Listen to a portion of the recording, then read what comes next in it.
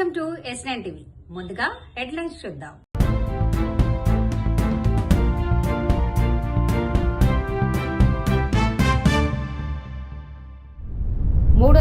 మందికి ఉచిత కంటి పరీక్ష. మా కుమారుని హత్య చేసి ఆత్మహత్యగా చిత్రీకరిస్తున్నారు. షేర్లింగంపల్లిలో ప్రజలు బీజేపీ రావాలని కోరుతున్నారు. నాచారం ప్రాంత ప్రజలకు ఆహ్లాదకరమైన వాతావరణాన్ని అందించే దిశగా పెద్ద చెరువు దృష్టికి మేము 3 రోజుల క్రితం తీసుకొచ్చి 48 గంటల లోపల ఈ యొక్క సంఘటన పట్ల స్పందించాలని, బాధిత కుటుంబానికి కనీసం పరామర్శ అయినా ఉండాలని, ఆ కుటుంబానికి న్యాయం చేయాలని చెప్పి ప్రభుత్వానికి తెలియజేస్తే నిమ్మకు నీరెత్తనట్టు కనీసానికి చీమ కూడా కుట్టినటువంటి పరిస్థితి లేకుండా ఈ ప్రభుత్వం నిద్రావస్థ లోపల ఉన్నట్టు స్పష్టమవుతాను. ఇలా న్యాయం కోసం ఏం చేయాలో అర్థం కాక, అసలు కొడుకు ఎట్లా చనిపోయాడో అర్థం కాక, ఎప్పుడు ఆంధ్రప్రదేశ్ పోలీసులు పిలిస్తే అప్పుడు కోరుట్ల నుంచి వెళ్ళి వ్యయ ప్రయాసాలు కోర్చి ఆ సింగరాయ కొండకు, ఆ మంగళగిరికి తిరుక్కుంటూ ఏం చేయాలో, ఏం జరుగుతుందో అనేది అర్థం కాకుండా శివాలయం బతుకుతున్నటువంటి తల్లిదండ్రుల యొక్క పరిస్థితి ప్రభుత్వాలకు పట్టదా? వాళ్ళు మన రాష్ట్ర పౌరులు కాదా? రాహుల్ ఏమన్నా తీవ్రవాద, ఉగ్రవాద? చేతికి వచ్చిన కొడుకు, ఈ దేశానికి ఒక సంపద లాంటి యువకుడు చనిపోతే ప్రభుత్వాలకు పట్టింపు లేదా? HCUలో ఒక దళిత సోదరుడు విద్యార్థి చనిపోతే స్వయంగా రాహుల్ గాంధీ గారే వచ్చి నానా రాజకీయం చేసింది కదా. మరి ఇవాళ 15 రోజుల నుండి ఆచూకీ తెలవకుండా ఇక్కడ మిస్ అయినటువంటి ఒక విద్యార్థి పక్క రాష్ట్రం లోపల విగత జీవిల శవమై వెళ్తే ఈ రాష్ట్రానికి నాయకత్వం వహిస్తున్నటువంటి ప్రభుత్వానికి ఏం సోయలేదా? ఈ రాష్ట్రంలో శాంతి భద్రతలు ఎడిపోతున్నాయి. విద్యా వ్యవస్థలో ఇంత డొల్లతనమా? అంకం రాహుల్ సంఘటన ఈ రాష్ట్రంలో విద్యా వ్యవస్థలో ఉన్నటువంటి లోపాలను చాలా స్పష్టంగా మనకు కళ్ళగట్టినట్టు చెప్తా ఉంది. ప్రభుత్వం సెలవులు ప్రకటించిన సందర్భంలో ప్రైవేట్ ఇంజనీరింగ్ కాలేజీలు నడుస్తున్నాయి. సెలవులు ప్రకటించిన సందర్భంలోనే ఇటువంటి సంఘటనలు జరుగుతున్నాయి. మరి ప్రైవేటు యాజమాన్యాలు, పాఠశాలలు, కళాశాలలు, ఇంజనీరింగ్ కాలేజీలు, మెడికల్ కాలేజీలు, లా కాలేజీలు ఇవన్నీ కూడా ప్రభుత్వ ఆధీనంలో నడుస్తున్నాయా? ప్రభుత్వానికి సంబంధం లేకుండా వాళ్ళ ఇష్టారీతిలో నడుస్తున్నాయని చెప్పేసి మేము ప్రభుత్వాన్ని చాలా స్పష్టంగా మేము అడుగుతున్నాం. ఇవాళ ప్రభుత్వ నిబంధనలకు పాటించకుండా అడ్డగోలుగా ఫీజులను వసూలు చేస్తూ పిల్లల ప్రాణాలకు కూడా రక్షణ ఇయ్యనటువంటి ఈ యొక్క కళాశాల యాజమాన్యాల పట్ల మరి ప్రభుత్వం ఎటువంటి చర్యలు తీసుకోదా?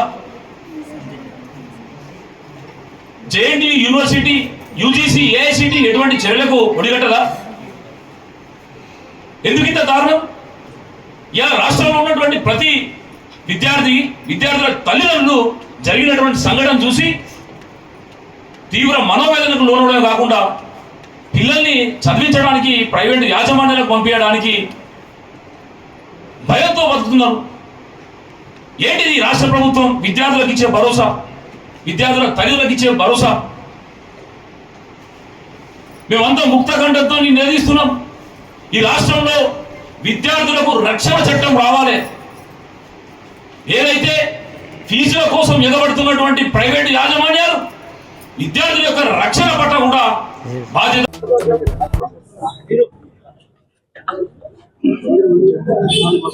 మీడియా మిత్రులకు, ఇక్కడ ఉన్న బీజేపీ నాయకులందరికీ కూడా నమస్కారం. ఈ రోజు నాకు చాలా సంతోషము. షేర్లింగంపల్లి నియోజకవర్గంలో హైదర్ నగర్ డివిజన్ లో ఒక బ్రహ్మాండమైన పార్టీ ఆఫీస్ ఈ రోజే ఇనాగ్రేట్ అయింది. కానీ ఇక్కడ ఉత్సాహం కనబడుతుంది. ప్రజలు కోరుతున్నారు బీజేపీకి కావాలని, ఓటేయాలని. కానీ పోయినసారి కొన్ని తప్పులైనవి, ప్రత్యేకంగా ప్రచారంలో మీడియాలోనే మా తప్పులైనవి. ఆ తప్పులు కూడా సరిదిద్దుకుంటాము. వచ్చే ఎన్నికలలో షేర్లింగంపల్లిలో అన్నిటికీ 100% మేము గెలిచే వాతావరణం ఉంది. కానీ ఆ వాతావరణాన్ని ఉపయోగించి గెలుస్తాం కూడా అన్న నమ్మకం ఉన్నది. ఇక్కడ ఉన్న కార్యకర్తలు అందరూ కూడా కలిసి పనిచేస్తున్నారు. ఇదే విధానంగా ఎలక్షన్స్ వరకు. ఎలక్షన్స్ చూడబోతే ఆ ఎంపీటీసీ జెడ్పీటీసీ క్యాన్సిల్ అయితే అని అనిపిస్తుంది. అయితే నెక్స్ట్ వచ్చే ఎలక్షన్స్ తెలంగాణలో జిహెచ్ఎంసీ ఇదే. ఇక్కడ ఎస్ఐఆర్ ఉంది. ఎస్ఐఆర్ ఎక్సైజ్ మొదలు పెట్టింది ఎప్పుడో. తర్వాత పోయినసారి నా ఎలక్షన్స్, రవికుమార్ యాదవ్ గారి ఎమ్మెల్యే ఎలక్షన్స్ అప్పుడు దాదాపు ఇక్కడ ఉన్న షేర్లింగంపల్లి టీము 1,40,000 నకిలీ ఓట్లు లిస్టు తీసుకొని నేను, రవికుమార్ గారు ఎంతో మంది ఎలక్షన్ కమిషన్ పోయి ఇచ్చినాం. ఇస్తే దాంట్లో 40,000 తగ్గించింది. కానీ ఇంకా 1,00,000 ఉండొచ్చు. ఆ 1,00,000 నిజంగానే కనీసం 60,000 నకిలీ ఓట్లు ఉంటాయి షేర్లింగంపల్లిలో. అవి తీసేయాలి. అదే కాక గేటెడ్ కమ్యూనిటీస్ వల్ల ఎంతో మంది బీజేపీ కోరుతున్నారు కానీ వాటికి ఓట్లు లేవు. వాళ్ళు ఐటీ ప్రొఫెషన్ ఉంటారు. వాళ్ళ రాజకీయాల మీద ఎక్కువ పట్టింపు ఉండదు. వాళ్ళ పని వాళ్ళు చేస్తారు, వాళ్ళు ట్యాక్స్ కడతారు, ఓ మంచి సిటిజన్ గా ఉంటారు. కానీ వాళ్ళు లోకల్ రాజకీయాలు అంటారు. చాలా మంది బయట రాష్ట్రాల నుంచి వచ్చింది.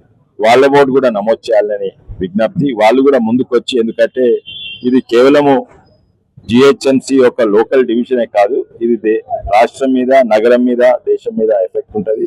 వాళ్ళు కూడా అందరూ all the residents of Serilingampally from other states also should register here is my request.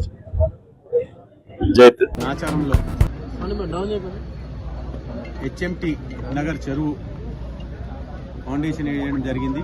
ముఖ్యంగా ఈ యొక్క చెరువు అంటే బ్యూటిఫికేషన్ అరౌండ్ 37.5 కోట్లతోటి ఈ బ్యూటిఫికేషన్ జరుగుతూ ఉంది. దీనికి సీఎం గారు, అలాగనే హైడ్రా కమిషనర్ గారు, శ్రీధర్ బాబు గారు, మినిస్టర్ గారు, వీళ్ళందరూ కూడా సపోర్ట్ చేయడము, వాళ్ళు దీనికి శాంక్షన్ ఇవ్వడము చాలా సంతోషం. ఎందుకంటే ఇది ఒక్కటే కాకుండా ఇంకా మాకు 4 చెరువులు ఇవ్వడం జరిగింది. దాంట్లో భాగంగా ఉప్పలు, నల్ల చెరువు, అలాగనే రామతపూర్ పెద్ద చెరువు, అలాగనే కాప్రా చెరువు. ఏదైతే కాప్రా చెరువుకు లాస్ట్ మంతే ఫౌండేషన్ వేయడం జరిగింది. ఈ రోజు ఇది చేయడం జరిగింది. ముఖ్యంగా ఇంకా 2 చెరువులు బాకీ ఉన్నాయి.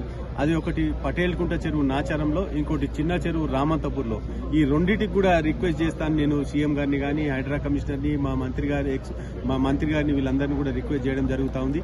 డెఫినెట్ గా ఈ 2 కూడా చెరువులు తెస్తే నా కాన్స్టిట్యున్సీలో ఏ చెరువు కూడా మిగలకుండా అంత బ్యూటిఫికేషన్ అయ్యి సినిమా షూటింగ్ లో కూడా పనిచేస్తుందని చెప్పి కోరుకుంటున్నాను. అంత బాగుంది. ఇంతకుముందుకు ఎన్టీ రామారావు గారు అక్కడ కాప్రా లేక్ లో కూడా షూటింగ్ చేయడం జరిగింది. ఇక్కడ కూడా ఏదైతే ఎన్టీ రామారావు గారి స్టూడియో ఉంది నాచారంలో, దాన్ని ఆనుకొని ఈ చెరువు ఉంది. ఇక్కడ కూడా చాలా షూటింగ్లు జరిగినాయి. ఇంకా ఉప్పల్ గానీ, రామంతపూర్ గానీ చెరువులలో కూడా షూటింగ్ గానీ బయట ఎక్కడ పోవాల్సిన అవసరం లేదు అనకుండా ఈ బ్యూటిఫికేషన్ ఇవన్నీ కూడా తిరిగి తేవడం జరుగుతూ ఉంది. ముఖ్యంగా గవర్నమెంట్ కూడా మాకు బాగా సపోర్ట్ చేస్తా ఉన్నది. నేను యాజ్ ఏ ఆపోజిషన్ ఎమ్మెల్యే ఉన్నా కూడా వాళ్ళందరూ కూడా సపోర్ట్ చేయడం జరుగుతూ ఉంది. ఎందుకంటే ఇక్కడ మా అన్న ఇంత ముందుకు ఎమ్మెల్యే ఉండే, మున్సిపల్ చైర్మన్ ఉండే, కాంగ్రెస్ పార్టీలో మీ అందరికీ కూడా తెలుసు. దాని తర్వాత నేను టీఆర్ఎస్ పార్టీ పోవడం జరిగింది, ఇక్కడ గెలవడం జరిగింది. గెలిచినాక నేను అందరి దగ్గర కూడా పోయి రిక్వెస్ట్ చేయడము, కాలు చేతులు మొక్కి నా కాన్స్టిట్యున్సీకి మాత్రం వర్కులు తేవడం జరుగుతూ ఉంది. ఇక్కడ మాత్రం ఎక్కడ అంటే ఇది అది తక్కువ లేకుండా అందరి దగ్గర ఆఫీసర్ల దగ్గరికి పోయి రిక్వెస్ట్ చేసి చేస్తా ఉన్నాను. ఆఫీసర్ల దగ్గరికి పోతే అరే నీకు కూడా శాలరీ ఇవ్వాల్సి వస్తుంది అంటున్నారు. ఎందుకంటే రోజు వస్తున్నావు కాబట్టి నీకు శాలరీ ఇవ్వాల్సి వస్తుందని అంత కష్టపడి నేను తిరుగుతా ఉన్నాను. దానికి ఫలితంగానే ఈ రోజు ఈ చెరువు, ఈ లేక్ ఏదైతే ఉందో బ్యూటిఫికేషన్ స్టార్ట్ చేయడం జరిగింది. ఈ ఏదైతే చెరువు లోపల ఒక కార్నర్ లో స్విమ్మింగ్ పూల్ కూడా అడగడం జరిగింది. ముఖ్యంగా అంటే ఇంకా నేను హైడ్రా కమిషనర్ అడగడం జరిగింది. అయితే అది కూడా మాట్లాడి ఈ హెచ్ఎంటీ కాలనీ వాళ్ళకి స్విమ్మింగ్ పూల్ ఎక్కడో బయట పోకుండా ఇక్కడనే ఇవ్వాలని చెప్పి కోరుకున్నాను. ఈరోజు శుభదినం. ఉదయం 8:30 నుంచి హిమకీర్తి అపార్ట్మెంట్లో కళ్యాణనగర్ వెంచర్ 3లో ఒక అద్భుతమైనటువంటి కంటి శిబిరం మరియు బీపీ, షుగరు, ఇతర టెస్టులు, మెడికల్ ఫ్రీ అనే క్యాంపు ప్రముఖ సామాజికవేత్త, సోషల్ రెస్పాన్సి, మానవుడు జన్మ ఎత్తినందుకు సామాజిక బాధ్యతగా కళ్యాణ్ శ్రీనివాసరెడ్డి గారు ఏర్పాటు చేసినందుకు ఆయనకి హృదయపూర్వకంగా అభినందనలు తెలియజేస్తున్నాను. అదేవిధంగా ఇలాంటి క్యాంపుల ద్వారా ఈ చుట్టుపక్కల ఉన్నటువంటి సామాన్య ప్రజలకి లేజీ ఫెలోస్ కొంతమంది ఉంటారు, ఈ కంటికి ఏం కాదులే అనుకునే వాళ్ళకి అద్భుతమైన మెడికల్ క్యాంప్ ద్వారా కంటి పరీక్ష చేయించుకొని రీడింగ్ గ్లాసెస్ ఇవ్వటము, అదేవిధంగా బీపీ షుగర్ టెస్ట్ చేయించుకుని వాళ్ళకి కావాల్సిన మెడికల్స్ మందులు సప్లై చేయటము, వీళ్ళకి వచ్చినటువంటి పేషెంట్లకి సహజ సిద్ధమైనటువంటి రసాయన జ్యూస్ ఇవ్వటము, ఇవన్నీ కూడా చూస్తుంటే ఒక అద్భుత ప్రక్రియలాగా భావిస్తున్నాము.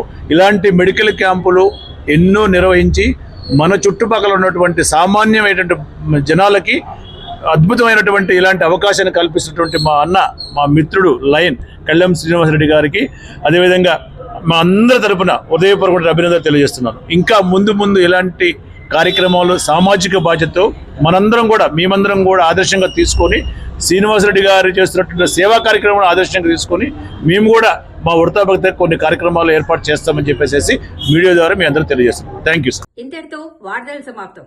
మరిన్ని అప్డేట్స్ కోసం చూస్తూనే ఉండండి S9 TV న్యూస్.